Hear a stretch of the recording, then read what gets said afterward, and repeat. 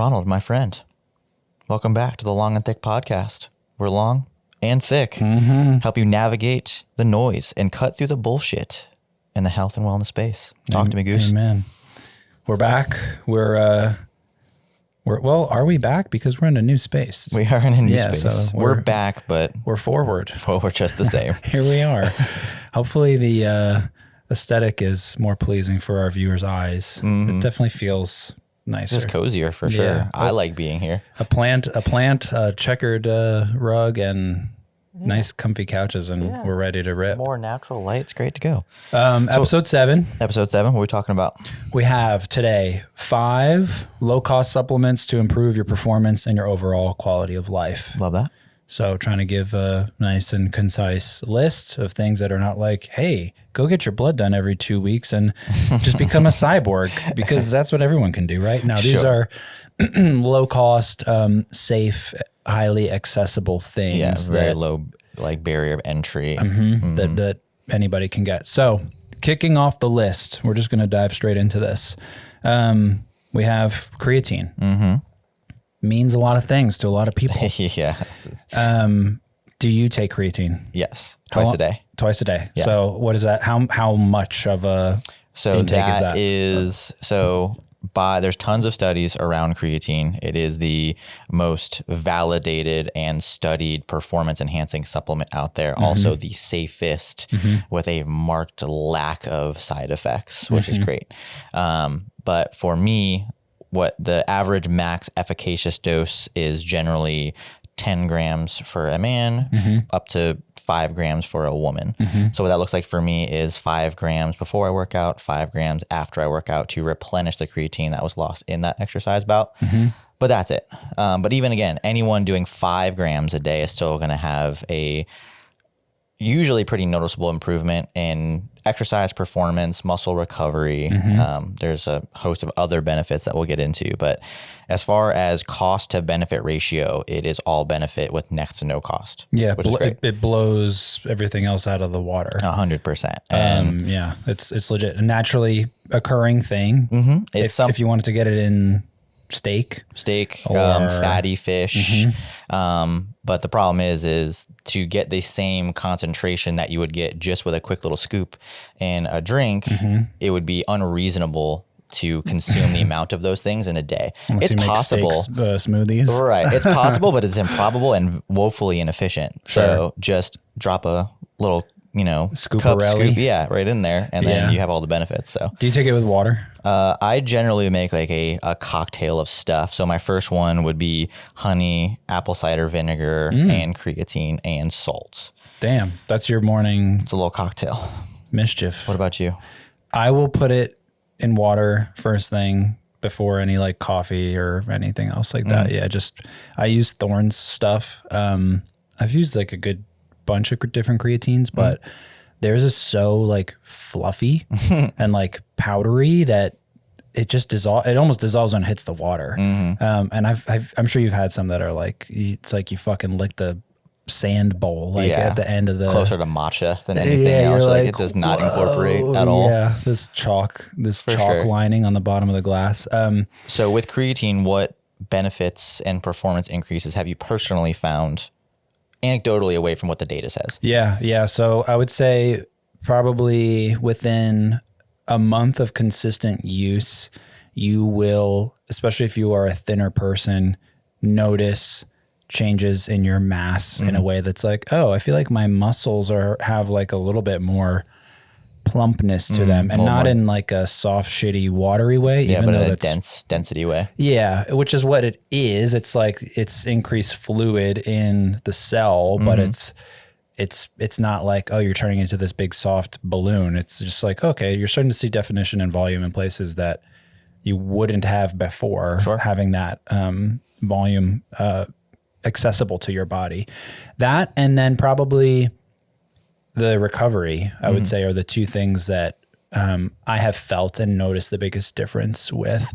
It's hard to tell how much of a like performance boost I feel like I get from it.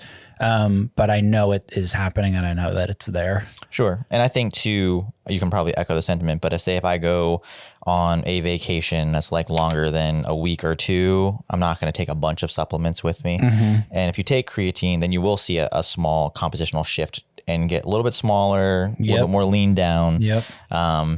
What do you say when people ask in reference to creatine stigmatically, like, is it safe for you? Is it like a steroid? You know, what are we really getting from this compound? Yeah, no, that's a great question. A lot of people should be taking this. In fact, there are very few people that should not be supplementing with creatine. Sure. Across genders and races and ages and all of the things. Like it is almost a guarantee that it'll be fine for you. If not actually beneficial outright. 100%. Yeah. And so I would say the biggest like, what the fuck are you talking about? That I get is like, I thought that was for bodybuilders. I thought it was like a steroid basically. Sure. They think that it's like this thing that you're going to take and turn into Hulkamania, and it is just so far from the truth. Right.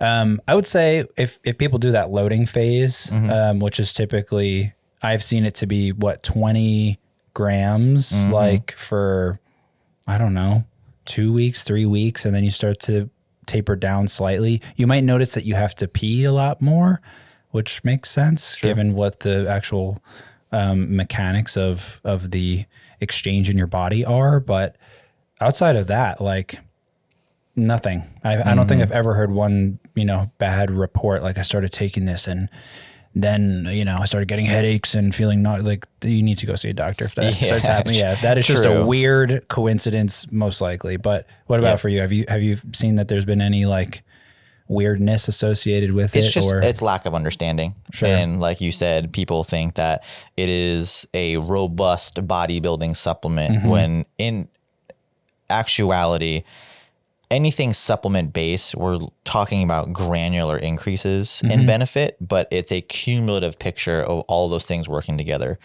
for your benefit. So creatine itself is not going to blow the doors off your gains, right? But it's a small uptick, and you're like, oh, for next to no price, that's significant. Yeah. So it's a lot of lack of understanding. It's because people do liken it to bodybuilder muscle building performance, then it's obviously most people's perception relegate it to it's just for muscle bound dudes only or guys in their youth, things like that, where the motivations behind being in the gym might be a little bit different than what they would be later on in your life. Sure. But to your point earlier, everyone can benefit from it. I mean, not only is there a muscle and recovery benefit, but there's also a cognitive benefit too. That's not necessarily fully understood, but it has manifested itself in multiple studies. Yeah. So that's another small ancillary benefit that's never really talked about. It's like, okay, your, synapses are a little sharper, like reaction times are a little bit better, kind of reduce brain fog. There also is studies that show even a single dose outside of, say, like your loading window you're talking about in maintenance, that it can help mental cognition in times of sleep deprivation, which I myself can struggle with, and a lot of the grind culture in our lives now. I mean, most people are sleep deprived. So even if you're not leaning into it as a performance enhancing supplement in the gym, I mean, just for clarity of thought and mind, when you're in a high stress job, male or woman, you could benefit from that. Yeah. Let your brain age well. I think I've seen some stuff too that is attached to like antidepressive qualities, which probably coincide with that same type of mechanism happening, synaptically. That and fish oil, as like a antidepressant, but we're not talking about fish oil. Not yet, anyway. Bitch, self. Shut the hell up. All right, so moving past creatine, what else you got? What's another big one for you? Next heavy hitter, easy to have. Most people have this, is caffeine. So supplement, drug, it is a drug technically, right? Like affects your body. They're sort of the same thing. Who does not drink caffeine? I am always dumbfounded when I'm like, oh, do you like coffee? And they're like, no. tea? Like, no. No, I don't like anything actually. I'm like, It's like, well, you're the best. wow, look at you. Yeah. So I guess this conversation's over. See ya. No, caffeine is phenomenal. A lot of neuroprotective benefits. We're seeing studies that are talking about, anti-dementia, anti-Alzheimer's type properties with the polyphenol. What do you call it? I'm thinking of a word, and it starts with not substrate. I'm thinking of a word, and it starts with, I don't know. It's gone, and it's not here. You need more caffeine. I do, and it's somewhere over there. Coffee, matcha, probably my two favorite ones to have in terms of getting a boost from.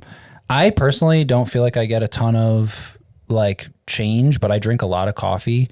So I don't get, I either feel like I am super jittery from it or like I just haven't had it in 3 days and I'm withdrawing from caffeine. Sure. Do you feel like you get a boost in your training when you have had coffee and in the proper window of like an hour prior, it's hitting you right at the peak of your lift? Like, yes, there have been times. Or a Monster. Yeah, plenty of times. A white Monster can, I see you.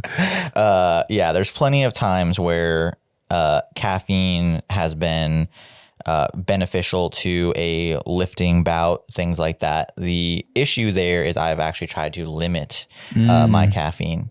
If anyone knows me, I love the humor of the White Monster. So I share and repost White Monster content all the time on social media. I don't lean on them nearly as much as it may seem like I do with my internet behavior. But no, I've definitely tried to curb my caffeine intake because if gone unchecked, I mean, you can get into the thousands of milligrams a day, which is terrible for sleep. It's terrible for actually just getting desensitized to it. But in terms of overall performance, it is a amazing additive. For someone your or my size, the efficacious dose to get the most performance benefit though is I want to say it's 3 to 6 grams per kilogram of body weight. So that accounts for about 250 to 400 milligrams. So that's several cups of coffee. Yeah. And generally that's in a synthetic form of caffeine that would be in another supplement of some sort. But yeah, you can get great performance benefits, more overall muscle performance, endurance. You also get a lower perception of effort. So these hard things that you're doing seem less hard, which is great. But when your caffeine consumption and concentration is in the several grams a day, then you get those jittery things, you get weird crashes, and then your sleep starts to suffer. So I've been trying to do my best to modulate that as best I can. Sure. But if you're relatively checked with caffeine outside of the gym, then yeah, a heavy dose of caffeine can be pretty clutch in terms of heavy aggressive exercise. I am definitely, I don't want to come across like it's not beneficial. What I mean is in my experience and my overexposure to it, I don't get that same level of potency that I know exists and I have felt firsthand, but yeah, definitely very manageable. Let's circle back to like the timing of it though, because I think this is something that can easily be overlooked and will lead into our next piece of the puzzle here is how long is it going to take before I should train after having 300 milligrams of caffeine? Well, most anything that goes through your digestive system is going to take at least 45 to 60 minutes for whatever you're trying to utilize actually like has a peak serum level in your bloodstream. So that's often where most people get things wrong too, because they're slamming pre-workout as they're going through the front door. Yeah, or their Celsius and their Monsters, things like that. So depending on how long they plan on working out for, subtle plug that you should not be working out for more than like 90 minutes in the gym, like ever. You don't really need that. But facts. You are not going to reap the benefits of that supplement or caffeine bump for another hour. You could be wrapping up your workout entirely. And then it comes and you're like, walking out. Wow, I feel so good. So it's tough because if you look at it, most pre-workouts will say at least 30 minutes before. But I have found in my experience that most pre-workouts should be done 45 minutes to 60 minutes before.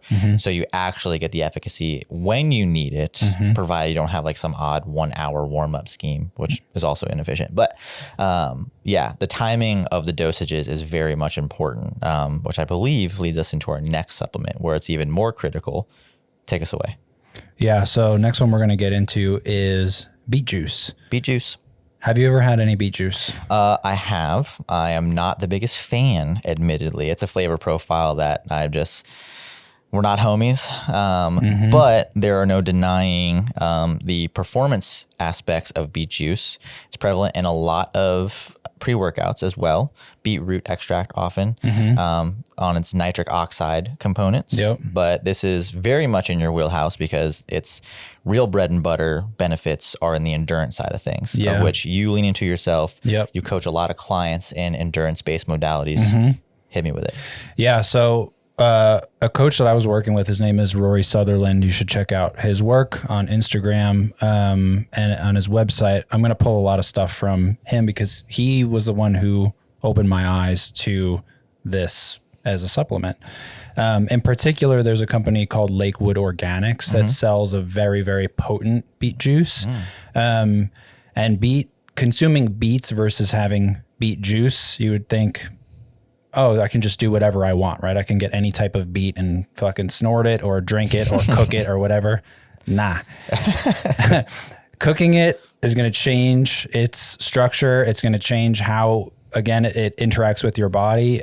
So you want to have this in drink form.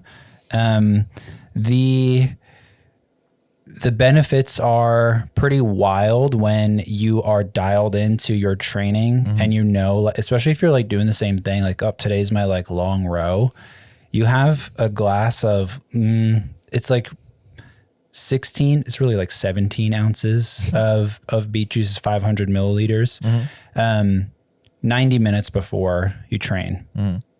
And you will feel a noticeable difference. Your data will show you a noticeable difference. That's why I'm a huge proponent of tracking stuff with a heart rate monitor, like so you can really see and be your own scientist and know what is happening in my body. Is it placebo? Cool. Those are good when they're helpful. Or can I actually feel and notice the difference? And it is a huge difference. I mean, your time to exhaustion is proven to be increase, meaning it takes you longer to be exhausted and out of your ability to work. Yeah, even in clinical studies, it's demonstrable. It's like 20% longer. Yeah, which is like, that's crazy. Yeah, for an endurance athlete, that's wild. And also, too, talking about rowers or marathon athletes, having their completion times being like cut off at like 20 plus minutes. Which is crazy. That is not statistically insignificant. That is enormous, especially when you're trying to cut off like, a minute off of a 5K or something like that. That is crazy. Yeah. The less trained you are, the more of a profound impact it will have. So like there's studies looking at 6 weeks of consistent use and VO2 max differences. And we're talking about going from, I want to say it was like 43 to like a high 43 to like almost 50, like 49 point something, which that's a huge difference, especially if that's something that you're monitoring and tracking. You'll feel like you can hit a wall and feel really stuck trying to improve that. This is a great way to naturally, I mean, you drink a glass of juice that tastes like you stabbed a garden to death and turned into Dracula for a second, but like, man, the shit works. So very, very accessible. Lakewood Organics is what I've used. I've tried other beetroot stuff, beetroot powders, beetroot little cocktail things, gummies. Nothing compares. I mean, so the quality of what you get and use matters a lot with creatine, with caffeine. If you're drinking gas station coffee versus an actual, well brewed cup of a well roasted bean, those are going to be different experiences in your body. The same is true with this. So those are things to be mindful of. Also, not to say too that there's not a lifting performance benefit to it, because it is a nitric oxide booster, which it does allow a lot more blood to come to the muscles, which then increases efficacy. But far and away, the main advantages are going to be on the endurance side. Yeah, just pound that juice of nastiness and let the benefits flow. All right, we got creatine. Call it creatine. Don't talk to me if you say creatine, unless you're like British. Caffeine. Beet juice. Yeah. Next up. Hello. Salt or sodium. Hit me with it. Well, it's one of the most important minerals that your body needs. It's responsible for the basis of every nerve and muscle function in your body, pretty much. I would say that is like moderately important. It would be, it should be, but very often misunderstood, especially in a country that we're in with an obesity crisis. So a marked side effect of high sodium consumption is that it can elevate your blood pressure. There's no denying that. You're more full of fluid because you can retain more. Correct. Is what's happening there in part. Yes. So the problem is that gets an overlap with someone who has chronically high blood pressure via being obesity and having constantly high blood sugar levels and, insulin irregularities. So that's where things get sticky, is because the heart associations is like, well, high sodium is going to kill you. It's just like, well, no, your obesity is going to kill you. And your blood sugar being through the roof is going to kill you. Yeah. This also happens to be there at the same time. Weird. Right. Yeah. So if you talk to physicians even too, and I've had this with people that I coach and, they're trying to lose weight, their blood pressure is irregularly high because of body fat percentages. But I'm like, well, talk to your physician. I am suggesting that you are going to use sodium as a performance additive. And generally, yes, you can have very high blood pressure and still be sodium deficient. It's complicated because if your diet is dog shit, it might be through very high sodium means. Sure. May not be for you. But a lot of people who have dog shit, it's actually they're leaning more in terms of fats and sugars, and they can still be sodium deficient. If, we talked about having tons of caffeine as a diuretic and constantly flushing liquids out of your body, you're going to be mineral and especially sodium deficient. So it is nuanced. It's complex, but I've found that most people, as long as you're not like, your blood is not like 40 weight, then you can generally have a benefit with sodium and use it as a supplement or a replacement for caffeine. So that's generally my first little energy boost of the day is, that's why I said like apple cider vinegar, salt. How much salt? I will start with like a tablespoon. Okay. It's a considerable amount. Yeah. But you will feel a noticeable difference in energy quicker, in my experience, than you would with caffeine. I agree. So that is anecdotal. Sure. But the more people I share that insight with and they try that, I'm like, it sounds silly, but just try it. And I'm like, there's kind of something here. Yeah, I think you might be onto something here. So there is a reason for that. I found that leaning on sodium before I lean on caffeine, I do feel better. I mean, we love our caffeine. Don't get me wrong. I like feeling the uptick in focus and energy, but we also just are avid consumers of the bean juice ourselves. We do it as a craft, as a hobby, as an art and a practice. Yeah. So caffeine will always be there on an enjoyment level for us. I don't necessarily always lean on it as a performance additive anymore. Yeah. There was plenty of seasons in my life where I did. Sure. But salt has been the replacement there. And if you sweat a lot, if you have a lot of caffeine, if you're constantly using your body in effective and performance-based ways, you're going to have to replenish sodium. And there are certain side effects of low sodium you don't even realize. You might think that, I have headaches because it might be low sleep, I'm hungry, caffeine withdrawal. But if you're low on sodium, you also will get headaches. Yeah. It really does end up being this myriad of things that get lumped in that you could be feeling if your fluid balance is fucked up. Correct. Which is what those things are synonymous, right? Like if you have inappropriate sodium levels for the demands of your day-to-day life, you're going to feel that in some way, shape, or form. And it is a miscalculation within yourself of fluid balance, which is really, really, really important considering how much of fluid we are made out of. And so it's like, maybe I should get this checked out. Yeah. So you have that first serving, first thing in the morning. Is that a tablespoon? Tablespoon. Tablespoon. Okay. Yep. How many more tablespoons are in your drinks throughout the day? Do you feel like there'll at least be one more tablespoon in pre-workout? Okay. I have opted more for that, like I said, than caffeine. So that is my performance boost. That's my energy uptick for the day, because I probably would have had, 2 or 3 cups of coffee by then. Sure. So that has been a really big performance boost for me, just leaning more on a higher sodium intake before working out. And then I lean on, salting my foods pretty aggressively. That's not because my palate is shot. It's just because I feel better when my salt is at a higher level than a lower level. Yeah. Again, nuanced. I don't eat a ton of processed foods. There are processed foods. I mean, our supplements, processed foods, protein bars, things like that, processed foods. But I try to keep everything else on something mostly whole food adjacent. The perishable scale. Yeah. Yes. So in doing that, I have a lot more leeway with what kind of sodium my body can take on a daily basis. Whereas if you're living out of a box and getting fast food, all this stuff, you don't have the same benefit of having a ton of reach where you may be pushing your sodium to unhealthy levels. Yeah. So what salt do you use? Because, are you taking white table salt and just like I am not. I mean, sodium is sodium at the end of the day. But my go-to, my loyal crush in the sodium world is always going to be Morton's pink Himalayan salt. Okay. So nothing special. There's nothing special about it. No.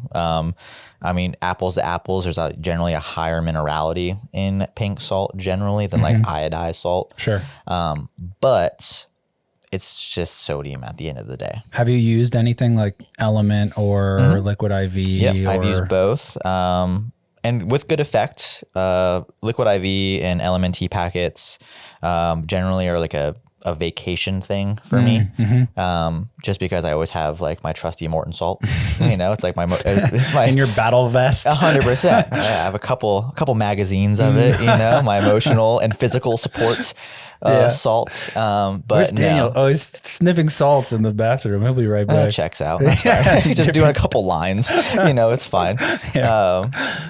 Hey, it beats the canines though. Like the drug dogs. Yeah, that's beat. right. But yeah, it's not practical for me to carry around a giant thing of salt always. So on hikes and vacations and things like that, a go-to mineral supplement like that is awesome.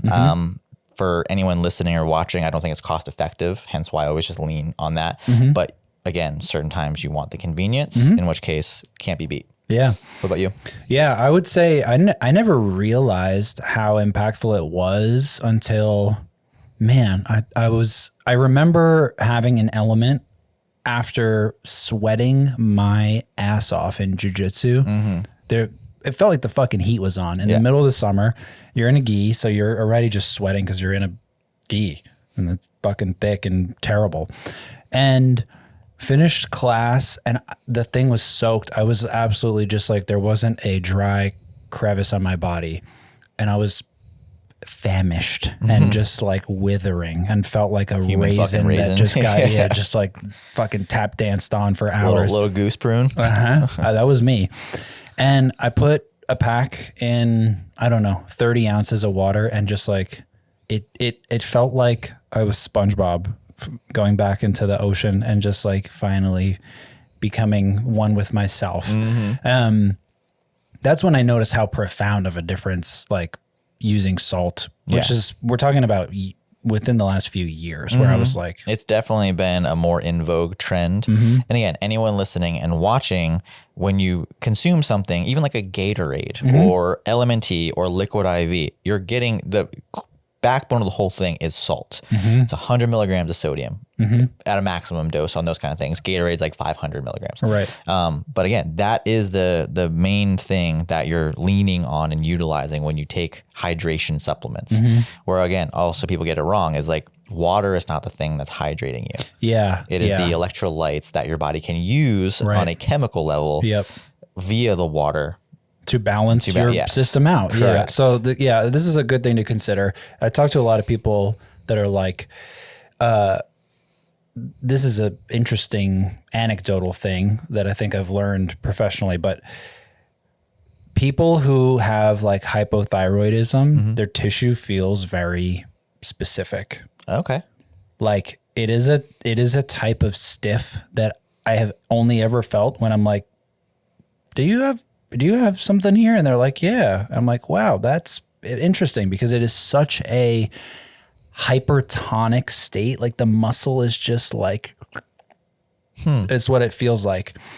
That's a big fluid balance disruptor, right? So obviously there's outliers. There's people with like Meniere's disease who have to watch sodium balance really carefully. There's people with hypo or hyperthyroidism things that, again, I'm not saying that, we're not saying this as like a just have salt. That's why you've said probably 10 times it's nuanced. It is nuanced. You need to do this and sort of experiment with yourself. With your body mass index, with your age. There are things. How much are you sweating? Yeah, there's things to consider. Yeah. But in most circumstances, not all, it can be a benefit. And where I'm going with all of this is that the folks who are like, oh, I drink like eight glasses of 8 ounces a day because 64, and that's the thing. Like that was literally, if you look this up, that was created just because it's easy to remember.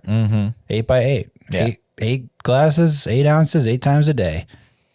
Yeah. And another confusing matter too is if you look into the research on hydration and fluid balance, you know, there was a thing for a while, and it's I think you might have probably both repeated it at some point in our lives, but like gallon of water a day. Yeah. And that's how you knew you were cool and fit. If you saw some fuck with a Poland Spring and he had 10 in his car because he bought a bunch at the grocery store, and he would make sure that he drank his one plastic infused bottle of your Big Daddy jug. But again, there's been studies too that monitor kidney performance and electrolyte balance in mock Mars missions, which is interesting because what they found is that your body is very adept at changing the scale based on what's in what is hypersaturated or undersaturated. So if you have way too many minerals, then your body will know to expel most of that and retain a bunch of water. And your urine will be incredibly acidic at that point, because like, just get this shit out. But conversely, if you have a premium on water and a minimum on electrolytes, then it will actually change the ratio. It's to an extent. It only can do so much. And you're in the bathroom all the time. So the people that are like, oh, I piss like 15 times a day. I'm like, yeah, that's where the problems really arise, because if they're only hydrating with water, your body's getting rid of it. But also if you're not doing anything to replenish the electrolytes, that it's not going to be no electrolytes when you pee. That's going to happen. Some are on the way out. Right. So you can actually find a pretty gnarly imbalance if you're only getting water and not doing things like sodium, potassium, magnesium. But the main thing is always going to be sodium. Then the energy takes a shit and muscles start cramping. You feel cloudy and foggy, and bad news. Just have some salt. Just lick on that little salt rock. Exactly. And, you know that lamp that you plug in? Just give it a little little lickaroo and off you go. I've actually been talking into doing that before, and I'm like, well, we did it. How was it? Salty. Just as you'd expect. Exactly what you'd think. All right, what's next? Okay, last one on the list. Vitamin D. Yes. Do you take a vitamin D supplement? I do. How many I use? About 5,000 a day, 4,000 to 5,000. Nice. I have 2 different vitamin D supplements. No one needs 2 different ones. I'm just happen to be experimenting. Okay. One is just D2, one is D2 D3 K2. So it's one of those things where, especially in the wintertime, I mean, our most abundant resource of vitamin D is going to be from the sun. Yes. Yeah. Which we're not actually used to seeing as a backdrop. But, I know. You can get trace amounts in eggs, fish, things like that, but it's nothing significant to your diet, unfortunately. So if you're not someone that can at least take a 30-minute walk outside, I mean, you should be moving outside more. But if you can't, I mean, a lot of people are just stuck in offices, basements, what have you. It's very important because it is responsible for a ton of things in the body and long-term health benefits, especially as you age. So it's a very worthy supplement. It's a very inexpensive supplement. Yeah. I take, I think 6,000 is what it is. It's been a minute since I've had a panel done, but last I checked, my levels were pretty good. That was in the middle of the summer. So right now I'm probably a depressed little, sack of dirt. But I think it's so interesting. We're talking about all these things that like in their individuality, right? But in reality, like there is no separation in your body. And so these things that are super vital, like it's because there's a downstream effect and handshake over here and a synergy dap up over there with, like there's so much that happens in the body when salt's missing, when vitamin D is low, when, you fill in the blank, and it's like, okay. So we want to talk about these things because they're cheap to get in good quality and make a big difference. I think probably the most profound thing with vitamin D would be like mood change, right? Like, granted, I have not seen a massive difference from literally like missing having sunlight. Right. There's something, I mean, today is a beautiful day. It's, lines, degrees outside, 65. It says lines, degrees. It's an ambiguous It's degree. lines. It's about 65 ish when you're in the sun. And there's something that just happens to you when you're just like met with that ball of fire. And it's just like, gives you that. It does change things, alertness, overall energy, just vibe. Yes. To use a silly word, but it is a vibe. It is legitimately a vibe, and it is fundamental to a healthy and balanced existence. Yeah. And not to also miss the side that like it is vital as a nutrient in both of immune health, staves off a lot of autoimmune disease, but also your bone health. Yeah, big hormone component to which handshakes. is increasingly more important as you age, because like sarcopenia and bone density loss is tough for a lot of elderly, and it's much more of a problem than people realize. So vitamin D is very, very important. As you said too, it is a huge mood booster. It's a combatant in seasonal depression because most people are not getting sunlight, which will help balance out this hormonal profile. And also too, it helps keep ATP concentration high, like the powerhouse of the cell. Yeah. Who doesn't know that? Yeah. So it's great for ATP saturation, which your body's going to utilize for muscle use, power production, all of that. It's just another one that it itself is not going to be groundbreaking as a singular supplement, but these tiny 1% and 2% differences stacked up with other supplements really start to change the picture of your health, your day-to-day feelings, how you perform in the gym or on the track or as you're rowing. So it's a pretty vital benefit. Yeah. The one thing I would say that is maybe, it's the same type of nuance as salt, although it will take a little longer for you to be feeling fucked up from it, unless you're just like slamming 30,000 IUs of like vitamin D, which you probably wouldn't do as a person anyway, I would hope. But that being said, you want to have your levels checked. I think a good rule of thumb for like blood work is probably once a quarter. I know it's not cheap, but like it's worth getting the oil checked.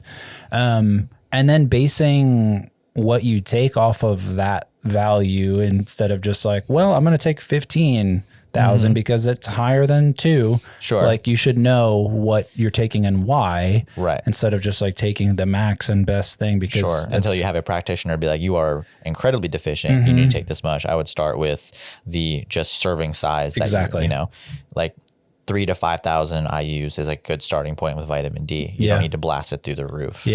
So anything else that you take that you feel like is a staple thing that we didn't touch on here? You did talk about it earlier. I do take fish oil. The grand irony here. So at time of recording, Ronnie and I are about to go to Japan in like 48 hours. I am not the most avid fish consumer. It's not something that, it's much like beets, does not agree with my palate so much. I have a beet salad but I'm going to definitely have to suck it the fuck up in Japan because they do seafood better than any other. True. And I have to learn to live with that. But domestically, I'm not the biggest fish fan. So I lean on fish oil to fill in that gap. I mean, there's mental benefits, proposed cholesterol benefits, but it is just, that is utilized to fill a gap in my diet. Beyond that, I'm running on a current experiment with turmeric and curcumin for inflammation. Nice. Seemingly, I mean, we just started that, we being I. no negatives to speak of yet. How long down the road is that? Been a week. Okay. So, but yeah, systemic inflammation, whether it be on a digestive level or a muscular tendon level. Joint, yeah.